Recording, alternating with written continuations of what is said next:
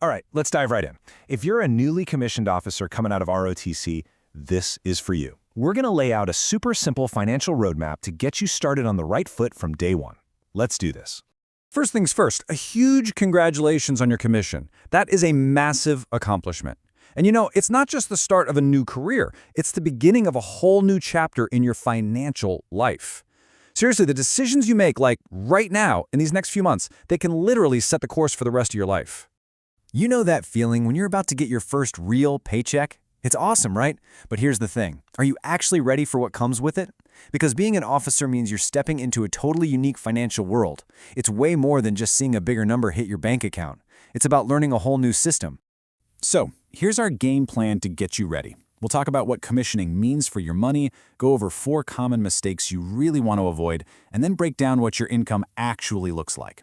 After that, we'll get into smart debt and savings and wrap it all up with how to build a solid financial foundation. All right, first up, let's talk about the 4 most common financial mistakes. Look, these aren't about being bad with money. Not at all. They just happen because you're in a new system. Knowing what these pitfalls are ahead of time is, honestly, your best defense. So here they are, the big 4. Number 1, making huge financial decisions before you even know what your benefits are. Number 2, completely misreading military pay, and we'll dig into that one in a second. 3, jumping into really inflexible, high-interest loans way too early. And 4, this one sounds simple, but it is so important, forgetting to update your beneficiary and personal records. Okay, let's tackle that second mistake right now by getting into your real income. Honestly, this is probably the most misunderstood piece of military pay, and once you get this, it is a total game changer for your finances. So, it all starts with what's called basic pay. Just think of it as your salary. It's the core number, the foundation. The key thing to remember here is that this part, your basic pay, is fully taxable. Then you've got your basic allowance for housing, or BEA. This is a pretty big chunk of money meant to cover your housing costs. And here's the magic part. It's non-taxable. That's huge. It means every penny of that allowance goes straight into your pocket. It's a massive financial leg up. And it doesn't stop there. You also get a basic allowance for substance, BAS, which is for your food. And yep, you guessed it, just like BAH, it is completely tax-free. When you add these up, your real spending power is way higher than a civilian making the same salary. So let's just recap, right? You have your basic pay, which gets taxed. But then you have this huge pile of allowances, your BAH, your BAS, that are totally tax-free. This is like the secret weapon of military compensation. It means your take-home pay, the money you actually get to use, is so much higher than it looks on paper. So the bottom line is this. Your total compensation is way, way bigger than just your base pay. That's why you absolutely have to budget based on your actual take-home pay. You'll find that number on your leave and earnings statement, the LES. Seriously, print it out, study it, make that thing your new best friend. All right, now that you've got a handle on your income, let's talk about the fun stuff, the tools you can use to actually build wealth. We're going to cover how to use debt the smart way and how to get your savings going from the absolute beginning. Okay, first up is this really powerful tool called a career starter loan. And note, this is not just some random personal loan. It's a special, super low interest loan made just for new officers like you. The smart move is to use it strategically, like to wipe out high interest credit card debt or maybe cover those initial expenses of getting set up in your career.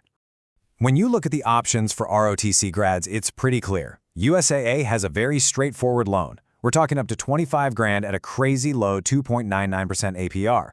Now, Navy Federal has some stuff too, but their main kickoff loan is really for academy grads. So for you, that USAA loan is definitely one to look into.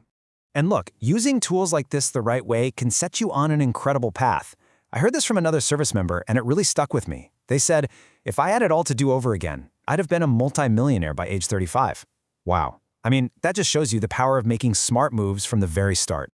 So how do you actually do that? How do you get on that track? Well, it starts with what is probably the single most powerful savings tool you have in your entire arsenal.